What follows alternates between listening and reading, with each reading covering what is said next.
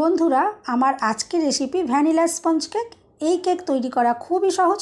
ঘরে থাকা সামান্য উপকরণ দিয়ে ভীষণই কম সময়ের মধ্যে এই কেক তৈরি করে নেওয়া যায়। সম্পূর্ণ ভিডিওটা দেখার অনুরোধ রইল। রেসিপিটা ভালো লাগলে লাইক, শেয়ার, কমেন্ট করতে ভুলবেন না। আর চ্যানেলটা সাবস্ক্রাইব করে আমার পাশে থাকার অনুরোধ রইল। নমস্কার বন্ধুরা, আমি পাপড়ি পদ্মাবতী ফুড ক্রিয়েশনে আপনাদের সবাইকে স্বাগত। কেক তৈরি করার জন্য প্রথমেই আমি একটা ডিম এখানে ভেঙে নিচ্ছি। কেউ যদি ডিম পছন্দ না করেন তারা কিন্তু সেখানে হাফ কাপ টক দই ইউজ করতে পারেন। এরপর আমি এখানে দিয়ে দিলাম 1 কাপ গুঁড়ো চিনি। প্রথমে এবার ভালো করে একটুখানি ফেটিয়ে নিতে হবে যতক্ষণ না চিনিটা মেল্ট হয়ে যাচ্ছে। এভাবে খুব ভালো করে আমি ফেটিয়ে নিলাম।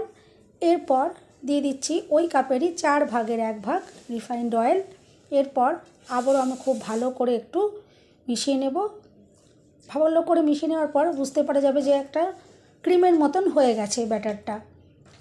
এভাবে আমি মিনিট 5 খুব ভালো করে মিশিয়ে নিলাম। এরপর আমি এখানে দিয়ে দিচ্ছি 1.5 কাপ ময়দা। এটা আমি আগে থেকে ভালো করে চেলে নিয়েছিলাম। আর দিয়ে দিচ্ছি স্বাদ মতো নুন। অবশ্যই একটু নুন ইউজ করবেন, এতে টেস্ট খুব ভালো আসবে। আর দিয়ে দিলাম 2 চামচ গুঁড়ো দুধ।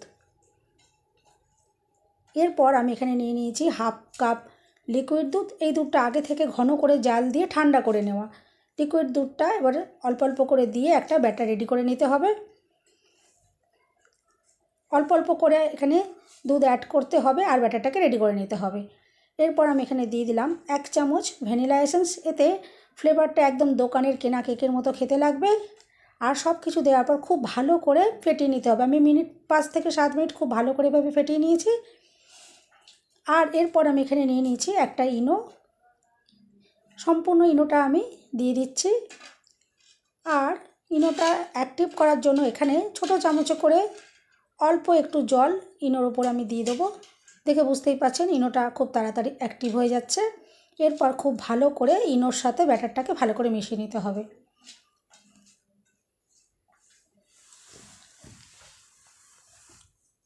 এরপর হালকা হাতে খুব ভালো করে আমি একটু মিশিয়ে নিলাম। আর এভাবে মিশিয়ে নেওয়ার পর আমি এখানে দুটো ছোট ছোট বাটি নিয়ে নিয়েছি। সেই বাটির মধ্যে 2 চামচ মতো ব্যাটার আমি তুলে নিচ্ছি। দুটো বাটিতেই আমি এভাবে একটু তুলে নিলাম।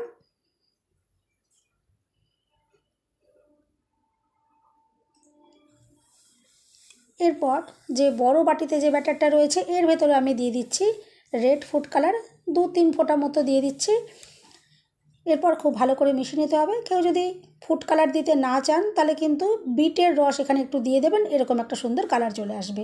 এরপর ছোট বাটির মধ্যে আমি হাফ চামচ কোকো পাউডার দিয়ে দিয়েছি। আর এভাবে একটু ছাঁকনি দিয়ে ছেঁকে নিচ্ছি, কারণ এর ভেতরে ডেলা ভাব থাকে। ছাঁকনি দিয়ে ছেঁকে নিলে সুবিধা হবে মেশাতে। এভাবে আমি একটু ছাঁকনি দিয়ে ছেঁকে নিলাম। আর এরপর ব্যাটারটার সাথে খুব ভালো করে মিশিয়ে নিতে হবে। এভাবে আমি একটু ভালো করে মিশিয়ে নিচ্ছি।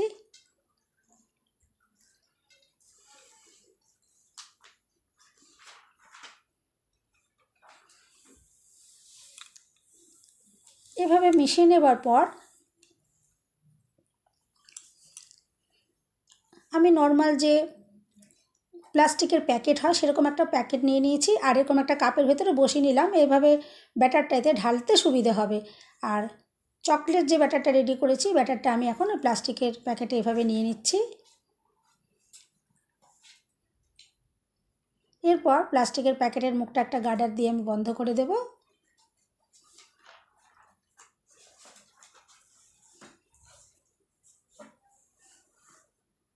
এভাবে যে সাদা ব্যাটার যেটা আছে সেটাও আমি আরেকটা প্যাকেটের ভেতরে একইভাবেই আমি ভর্তি করে নেব।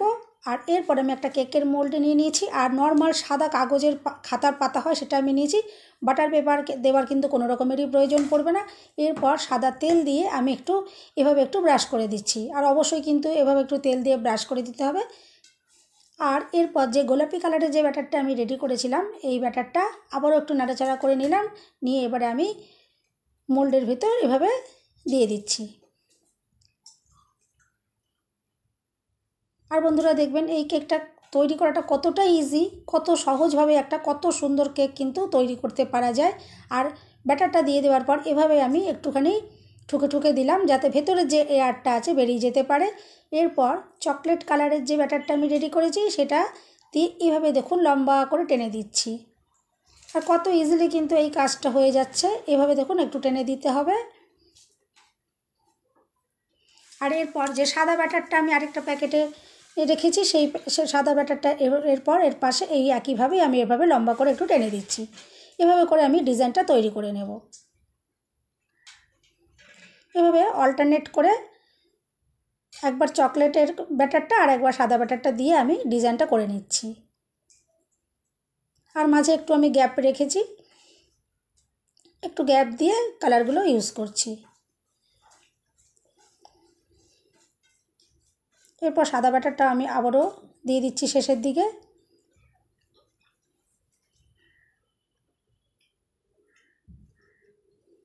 এরপর আমি একটা কাঠি নিয়ে নিয়েছি আর কাঠিটা দিয়ে ঠিক এভাবে করে টেনে দিলেই দেখবেন একটা কত সুন্দর ডিজাইন তৈরি হয়ে যাচ্ছে। আর বন্ধুরা, রেসিপিটা যদি ভালো লাগে অবশ্যই কিন্তু লাইক, শেয়ার, কমেন্ট করতে ভুলবেন না। আর চ্যানেলটা সাবস্ক্রাইব করে অল নোটিফিকেশান অন করে রাখবেন যাতে আমি যখন নতুন ভিডিও আপলোড করব সঙ্গে সঙ্গে নোটিফিকেশান সবার আগে আপনার কাছে পৌঁছে যাবে। আর দেখুন কত সুন্দর একটা ডিজাইন তৈরি হয়ে গেল, কতটা অসাধারণ দেখতে লাগছে আর কত সহজভাবে কত সুন্দরভাবে একটা কেক রেডি করা যায়। এরপর আমি একটা কড়াই গ্যাসেতে বসিয়ে দিয়েছি আর জল এভাবে ফুটিয়ে নিয়েছি, একটা স্ট্যান্ড দিয়ে দিয়েছি আর স্ট্যান্ডের ওপরে আমি কেকের বাটিটা এভাবে বসিয়ে দিলাম। এরপর একটা ওপর থেকে আমি চাপা দিয়ে দেব আর চাপা দিয়ে আমি 50 মিনিট কেকটাকে ভাপিয়ে নেব। 50 মিনিট হয়ে গেছে আর গ্যাসের ফ্লেম আমি হাইতেই রেখেছিলাম। আর মাঝে মাঝে জলটা অবশ্যই কিন্তু একটু চেক করবেন, জল ফুরিয়ে গেলে আবারও কিন্তু জল দিয়ে দিতে হবে। এরপর কেকটা একদম ঠান্ডা করে নিয়েছি আর আমি কেকটা এবারে মোল্ড আউট করে দেখাচ্ছি। আর কেকটা কিন্তু দেখে আপনারা বুঝতেই পাচ্ছেন যে কেকটা কতটা যে ফ্লাপি আর স্পঞ্জি হয়েছে, যার কারণে কেকটা কিন্তু ফেটে গেছে, এতটাই কিন্তু কেকটা অসাধারণ তৈরি হয়েছে। এরপর আমি মোল্ড থেকে বার করে নিচ্ছি আর দেখবেন কত ইজিলি মোল্ড থেকে এটা বেরিয়ে যাবে আর কত সুন্দর তৈরিও হয়েছে কেকটা। এরপর যে কাগজটা দিচ্ছি দেখুন খুলে নিচ্ছি, কত ইজিভাবে উঠে গেল আর উল্টো পিঠটাও কতটা সুন্দর তৈরি হয়েছে আর কত যে নরম স্পঞ্জি আর প্রচণ্ড হালকা তৈরি হয়েছে কেকটা। আর নরম স্পঞ্জি যে হয়েছে সেটা আপনারা তো দেখে বুঝতেই পারছেন,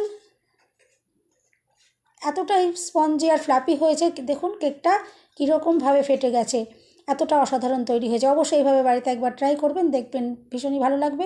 এরপর আমি কেটে আপনাদেরকে দেখাচ্ছি, দেখবেন ভেতর থেকে কেকটা কতটা স্পঞ্জি আর জালিদার তৈরি হয়েছে। আর কেকটা কাটা দেখেই আপনারা সেটা বুঝতে পারছেন নিশ্চয়ই।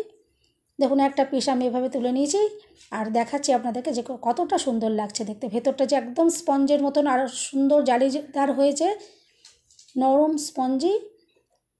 সবাই সুস্থ থাকবেন, ভালো থাকবেন, দেখা হবে নেক্সট ভিডিওতে। ভিডিওটা শেষ পর্যন্ত দেখার জন্য সবাইকে রইল অসংখ্য অসংখ্য ধন্যবাদ।